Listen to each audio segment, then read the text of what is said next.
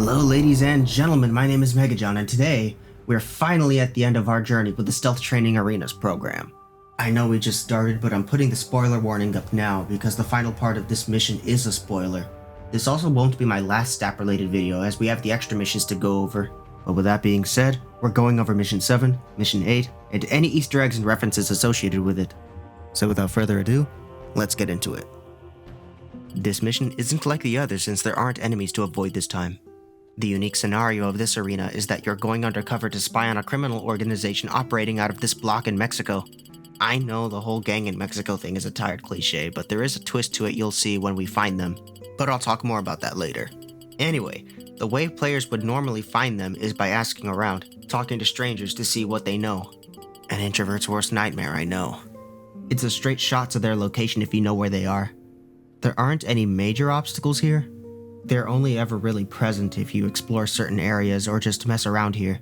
The most recurring hazard here is the presence of hidden portals that'll take you to the other main missions by walking into them. So in a sense, Mission 7 is like a little hub world. But that aside, you can find the gang in the green building on the top floor behind a partially open door. Going inside will have you discovered and captured. They'll knock us out and take us to their base. Don't worry, that was a scripted part of the game. We've been captured and taken to who knows where. M3G4 isn't here to tell us what to do or provide any useful information. We're truly on our own, armed with our training and experience from all the missions we've completed so far. A true final test. We're being held in this caged area, but getting out isn't too hard really. Climb this beam and press the jump button to jump off.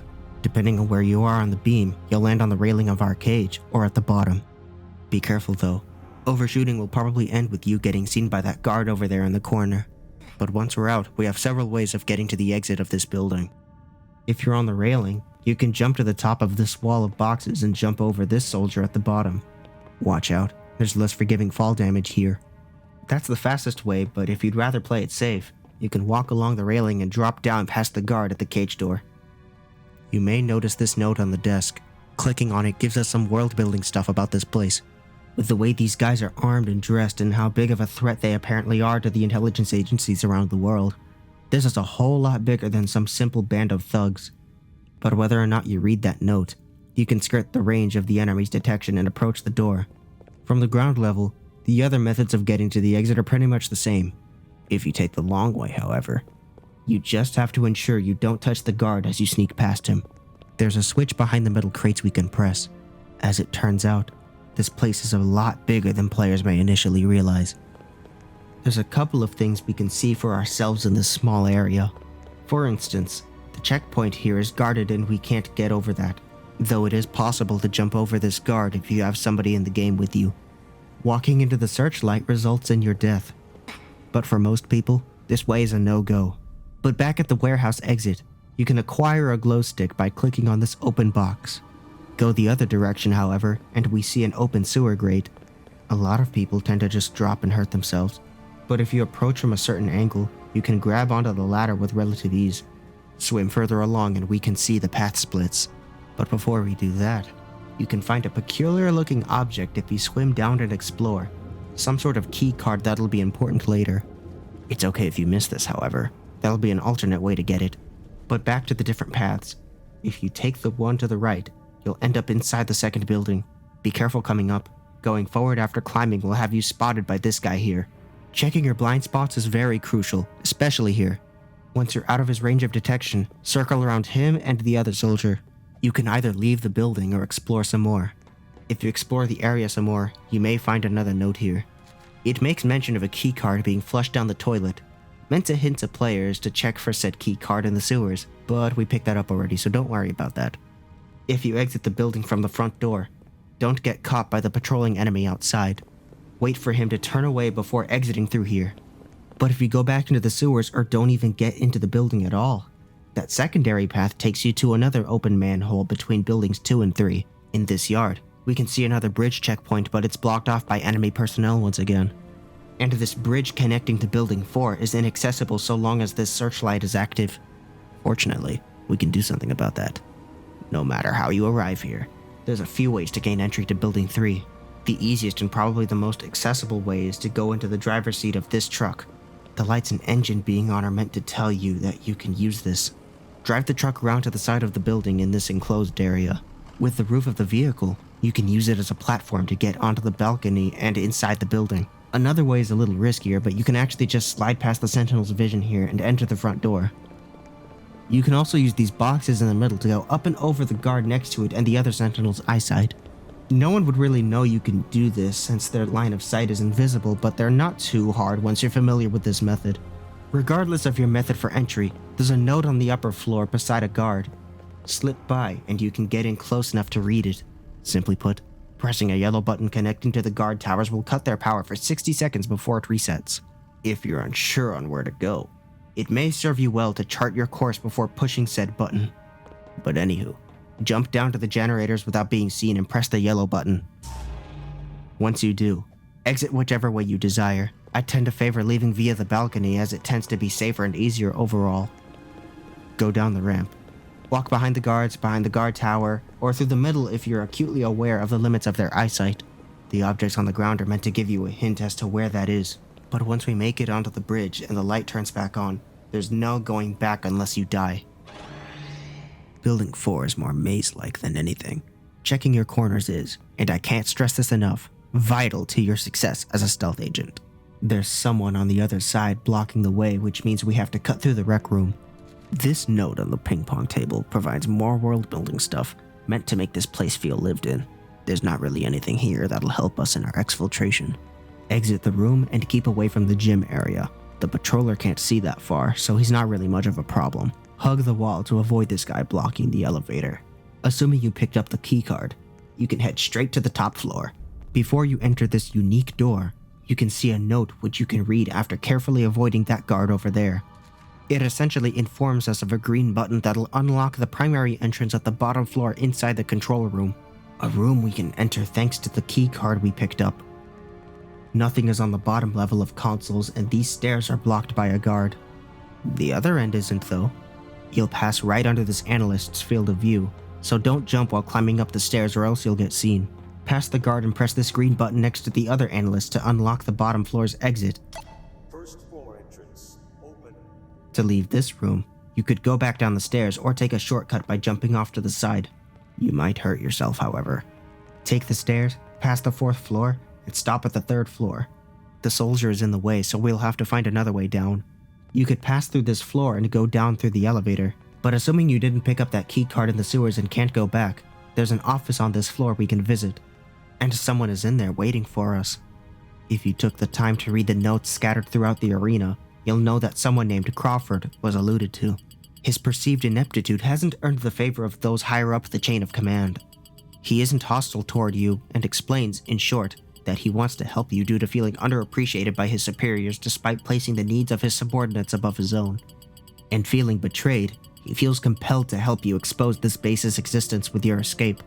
And to that end, he gives you his key card if you didn't pick it up earlier. Crawford also tells us of a memo in their leader's bedroom that discusses escape routes that can prove useful to our mission.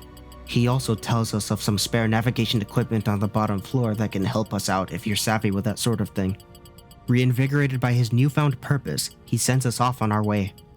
But again, visiting Crawford is only required if you missed the initial key card and need a way to unlock the 1st floor entrance from the top floor. But anyway, in another one of these office rooms is another note that explains why you can't just use any one of these phones to call for help.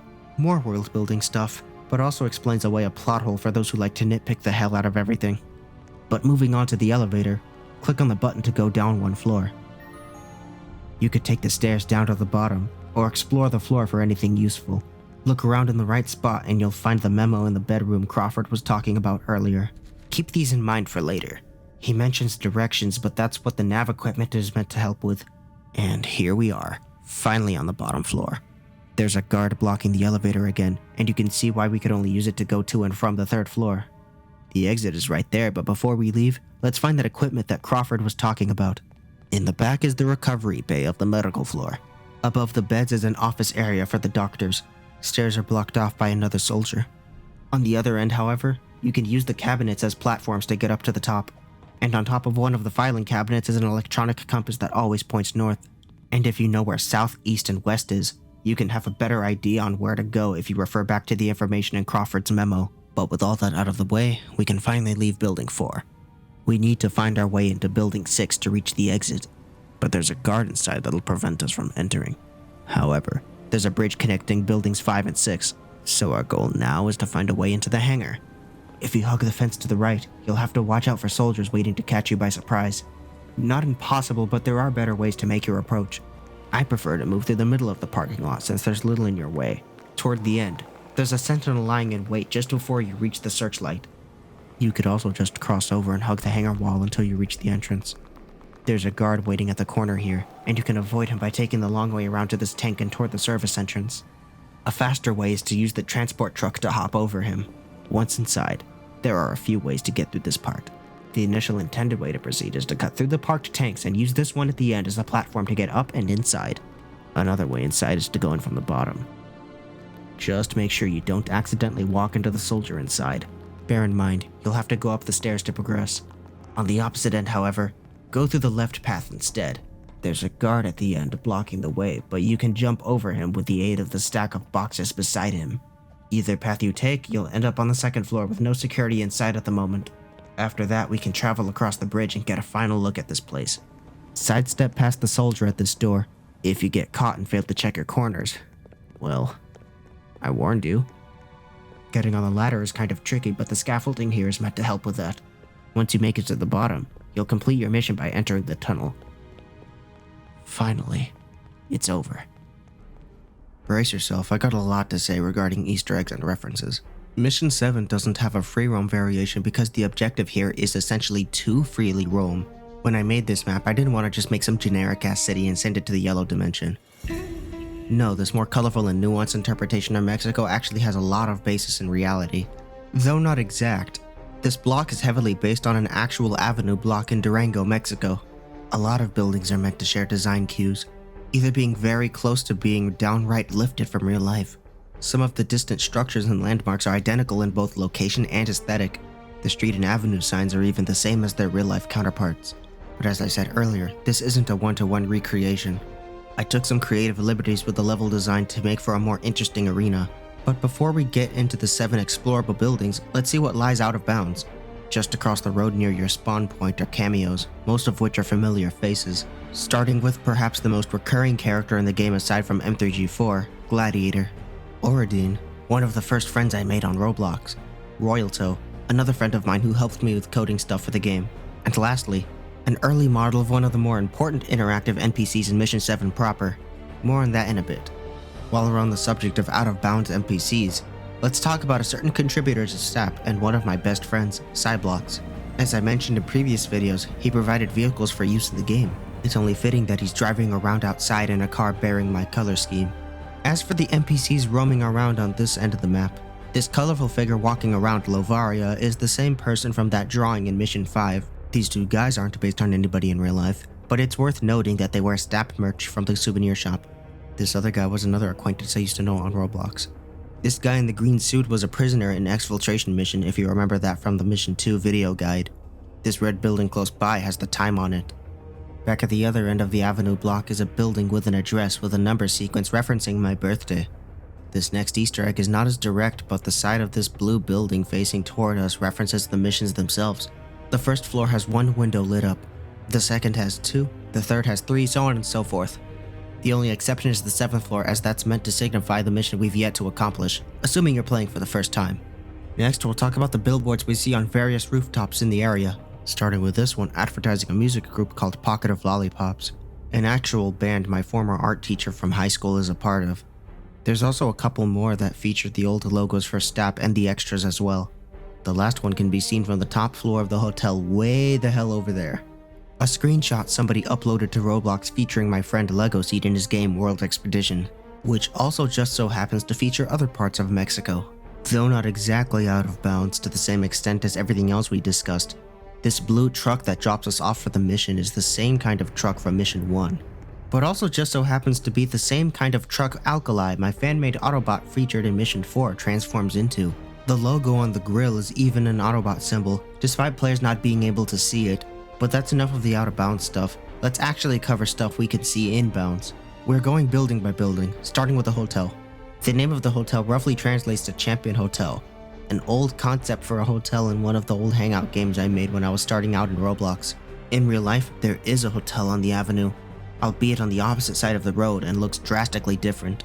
Inside the hotel itself has a lobby that looks eerily similar to, but visually distinct from the sweet life of Zack and Cody. As you're meant to gather intel from the locals, you'll probably talk to this hotel manager, and the first thing he'll do is yell at you. Would you like ham or fruit? He doesn't know much other than some weird lady who hangs out around this part of town. While we're here though, you can see the floor is actually reflective. Well, the level geometry anyway. Behind the front desk is a hall with paintings, each of mission 3 through 7 skyboxes. The reflection of 7's skybox painting actually contains the old skybox. I left that in as an Easter egg. Additionally, you can enter the pool area of the hotel. This music plays when you enter the area. You can get some swimming practice done here, but pay attention to your oxygen. The music dies down when you leave, however. On the top floor is a secret teleporter that takes you to mission 5, appropriately located in the 5th room of said floor. On the balcony of one of the 2nd floor hotel rooms is Gladiator's hat hiding in plain sight. With some careful platforming or by jumping off a friend's head, you can make it up there. Moving on to the next building, this restaurant is unique to the mission but shares architectural similarities to the real building in its place. Seed Restaurant is a tribute to my friend Lego Seed, the same person I mentioned earlier. The walls display screenshots and artwork made by yours truly. A weathered screenshot from Mission 5 prior to Mission 6's completion. A poster themed after the man himself. The Mexican flag for obvious reasons. The reprisal of that sketch from Mission 5. And a weathered version of an art piece I made relating to a story I wrote years ago. The toilet Easter egg still applies here, as it does with every other toilet in this arena. In the kitchen, Lego Seed politely asks what you're doing here and informs you that he doesn't know much about the criminal organization you're asking about. He wants to go back to preparing his food despite it being on fire on the stove. If you touch the burning food on the stove, you'll actually catch fire and die instantly. In the refrigerators and in the storage closet, you'll see my own fictional branded soda being stored. In the office break room are posters of myself, Cyblox, and Lovaria, all of whom are friends of Lego Seed. In universe, Cyblox is something of a tech mogul and auto giant, so it's no surprise his company is referenced on things like telephones. By the exit door, you can see my cadet hat on the floor. Outside you can see Lavaria's hat between 2 dumpsters, my name written in graffiti, an early model of the stove thrown out in the back, and a man complaining about his stolen laundry. Maybe that's a hint. Maybe it's a misdirect. And resting on the air conditioning unit on the roof is a random chicken. Nothing significant about it, just put it there to see if anybody would notice. Next is Galvez Theater, named after one of my mentor figures. This building from the front looks nearly identical to its real-life counterpart, even down to the statue outside, whose name references the noob soldiers we had to deal with for a good majority of the game. You can spot more graffiti bearing STAP's name just before entering as well. The 3 statues above the entrance reference Gladiator, myself, and Oradine respectively. The one on the other side of the building that's crying references the antagonist of Mission 8. More on that later. The room underneath is a small, isolated place with a blue wooden sword hiding underneath a chair. Another deep cut from that book I wrote a while ago. Backstage is a bathroom which actually houses a secret teleporter that takes you to Mission 2. On the top floor in the main office is a tribute to my late friend from high school, Peter. His early Roblox model appeared as a cameo earlier on, but he's probably the most important person in this mission as he's the one who points you in the right direction. Behind him is a reused grayscale portrait of his then girlfriend. But working our way back down the avenue, let's talk about the library. There's no library in this part of Durango to compare to, but it is based on a Barnes & Noble I used to see a lot in my high school days. The library itself is named after my grandfather who sadly passed away near the start of the global pandemic. On one of the pillars is even more graffiti, this time referencing Super Mario Sunshine's primary antagonist. Inside you could see a lady sitting down that tells you about Peter, a cameo of my former art teacher that's in the band being advertised from earlier. In the back are a few posters, an old Metal Gear parody comic I made, a stylized poster advertising Cyblox's Roblox group, and another Super Mario Sunshine reference in the form of a wanted poster. A movie poster mock-up of my story Jontopoulos, the same Mission 6 artwork from Mission 5, and a Big Brother themed Arella drawing. I didn't say this in my Mission 6 video, but this is a pretty clear nod to the novel 1984, Arella being kind of like the Illuminati of this world. By either walking in the bathroom or eavesdropping here, you can overhear someone at the toilet having a hard time, but it also gives you a hint on where to go. This book on the table here doesn't necessarily provide anything worthwhile, just thought it was a fun addition. The barista in the cafe pretends to sleep so she doesn't have to serve you. Mega Soda appears in the background again, and on the walls are Tantopolis-oriented concept art. These signs hanging over the cafe faintly have arrows that vaguely point in the direction of a secret Mission 6 teleporter. Speaking of which, this bookshelf up top is out of place. Not the easiest thing to notice, but green-colored books are never this thick. So the more astute may notice this, and clicking on it opens the secret door. The thin reddish book closes it. Also tucked away here is a John Topoulos mock-up book. The romance section has 50 books in varying shades of gray. If you know, you know. The mystery section is organized by color, and on the wall shelf, the books are arranged in an M shape. Neighboring the library is the glasses store, which is in just about the same spot as it was in real life. It isn't there anymore, but at the time of making this mission it was. First off is the store clerk, which is an inside joke between myself and Cyblox. A red-headed girl apparently flirted with him, and the same thing happens here. I suppose she's pansexual since she'll say the same thing no matter who talks to her. But she does mention the free glasses we could pick up in the back of the store. Just touch them to put them on. These glasses on display are meant to reference the Mexican flag as well. There's some old school 3D glasses here too. And under the cash register are glasses that represent Cyblox, myself, Oridine, and Gladiator respectively. Around the top of the store are headshots of my former AP art colleagues, all of whom make a cameo around this town. Upstairs is a room for a secret Mission 4 teleporter. In the manager's office, there's a portrait of my late dog Rex. The manager here also refers to Peter, but she doesn't necessarily know much about your objective. Behind the store is more graffiti, this time referencing Cyblox.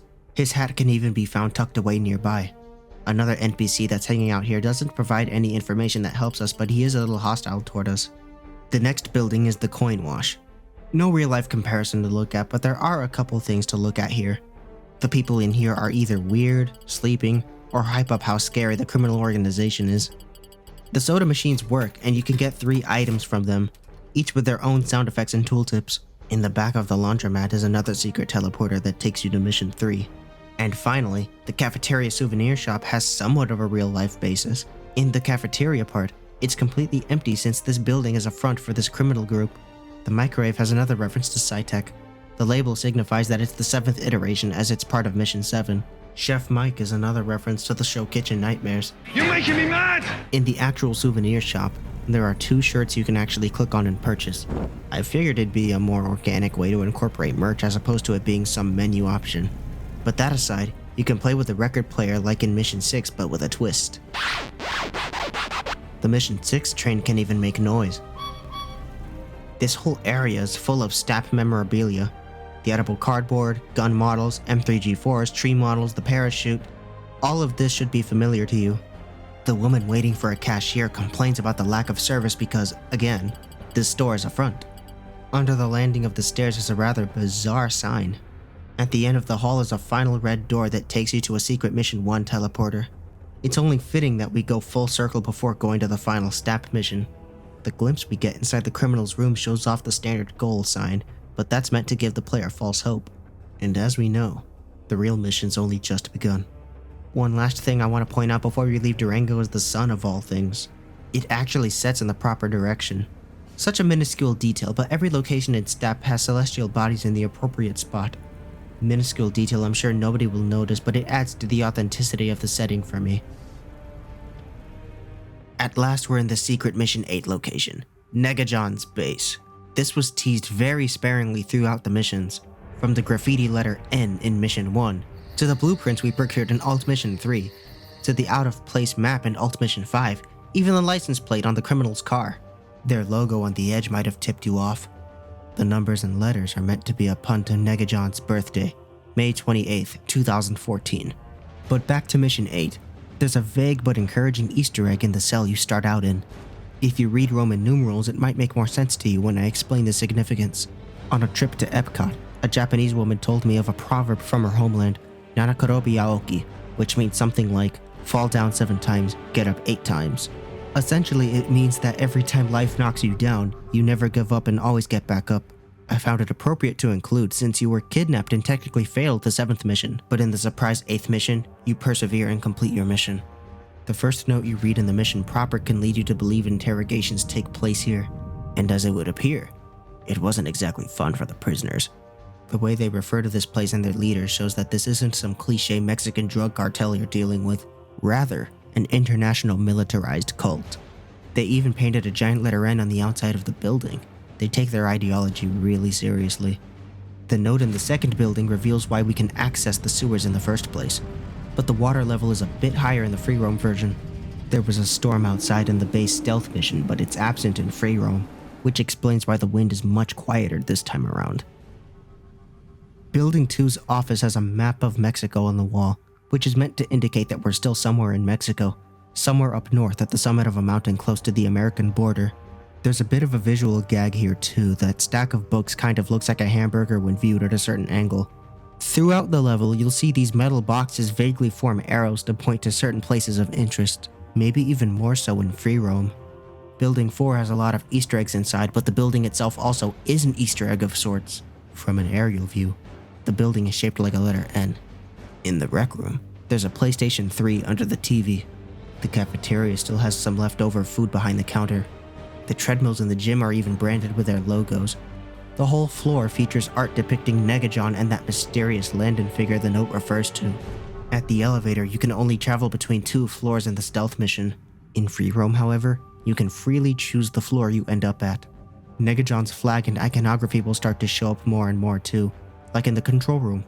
The disembodied voice that tells you, First floor entrance, open. and First floor entrance, closed. is an AI that mimics the voice of Paul Eiding of Metal Gear Solid fame. Yes, that Paul Eiding. I'm not home right now. Please leave a message after the beep. Beep. You'll also find the occasional analyst working on this floor too. They do have a sidearm at the hip, which is how they kill you. In fact, these soldiers differ from each other somewhat with different hair or skin colors. Snipers also have different gear, particularly where the headgear is concerned.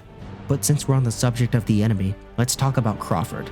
Originally conceived for a storyline for my game design class by one of my group members years ago, I decided to bring the character he created and give my own spin to him. If you read the notes, his feelings of worthlessness become a lot more understandable. I put a lot of myself in the things I make, as you can certainly tell. And as such, Crawford inherited my own personal struggles with feeling worthless and underappreciated that I had. But it also justifies him aiding in our escape, as I said earlier. And I also meant to represent his superior's dim view of him by giving him a small windowless office between 2 larger rooms. The conference room has an unplugged television with quite a bit of detail in the back. And although you don't get the best look at it, there's a detached webcam on the table in the room. In the library room, there's an arrangement of pencils with 6 of them together and 2 of them by themselves. The 6 represent the first 6 STAP missions, and the 2 pencils represent missions 7 and 8, which are 2 halves of one whole. You may have also noticed the weird-looking windows in this room. You get a better view of it from outside, but the 4th floor has a series of windows that vaguely resemble an N situated above an M and W window, with M and W meant to represent 2 ends on the spectrum of morality, M being good and W being evil, N being a neutral point that embraces both the light and dark side of human nature. Megajon and his people believe that to be above M and W, hence the window placement. On a lighter note, the poster in the break room is kind of amusing. It's also meant to be a sort of meta way for me to tell players to keep going if they make it that far. On the 2nd floor, the locker room has one locker in particular that's a little different from the others. Once again, 64 is my lucky number. Megajon's bedroom has that same TV from earlier, with a coax cable plugged in this time. Posters decorate the room. His oversized bed and wooden shelves are themed around the whole N motif. And tucked away in the corner is a G1 Megatron toy. On the bottom floor is the medical wing, and you'll see a whole host of detailed locations around here, from the X-ray machine, MRI machine, operating theater, and things of that nature. The wheelchair and sickbay may be bait in the regular mission, but the one under the stairs is a nod to my friend. This one's for you, Stefan. It's also rather peculiar that this drip bag has a syringe stuck in it. The last notable thing is that the bottom floor bathrooms are different from the other floors and much bigger too. Out in the yard, you can see their shooting range. And as evidenced by the bullet holes in the targets, some are better shots than others, while others find it humorous to leave a smiley face on it. Not really an Easter egg per se, but if you coordinate with another player, you can have them kill the lights in the tower and explore up the road beyond where you can normally go up to a certain point. And that's not a problem in free roam. You can shut them on and off, but there are no guards to spot and kill you, so they're safe this time around. The alarm still gets you though. In the hangar, you can find an actual purchasable shirt in free roam. It's the enemy uniform the soldiers wore. The armory was stocked up and guarded in the stealth mission, but remains empty in free roam. Explains why you can't just take one of their guns. The hangar itself is wide open too, unlike its original counterpart. The last building is now filled with sewage water this time, and the metal door at the bottom remains shut. The level design itself is meant to pay homage to the older missions too. From using a metal beam to escape a warehouse like in Stealth Mission 1, finding which tunnel you're supposed to go through like the air vents in Stealth Mission 2, avoiding stage hazards such as searchlights like in Stealth Mission 3, driving around some sort of truck kind of like what you can do in Stealth Mission 4, unlocking a door and doubling back through enemy territory like you do in Stealth Mission 5, and navigating a big open space full of enemy combatants like in Stealth Mission 6. We've truly come full circle. And for those wondering about which missions take place in timeline order, I'm going to put that up on screen right now. And of course, all the vehicles are drivable in free roam too. Each of them travel at varying speeds and handle differently from each other. They have their own distinct horn sounds too, with the exception of the tanks. But come on, driving a tank by itself is already really fun. And last but not least, the hub area for Mission 7 has a couple things of note to it. We have a miniature version of the library that even has the same graffiti. And the same car that belongs to Megajon's men.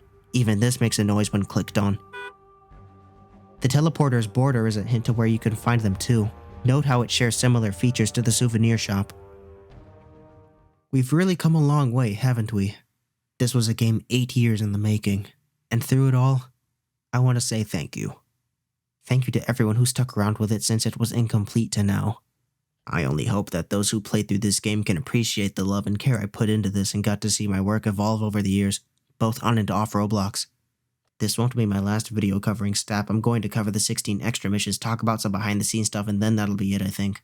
As corny as it may sound, I couldn't do this without you all. I hope that those that played this game, even if it's just one person, take away that no matter what fancy gadgets or cool things you get, you will always be your own greatest weapon. But before I go, please feel free to leave a like and subscribe if you enjoy the content I make. I'll leave a link in the description if you want to play the game for yourself. And from all of us at STAP, all hail the M.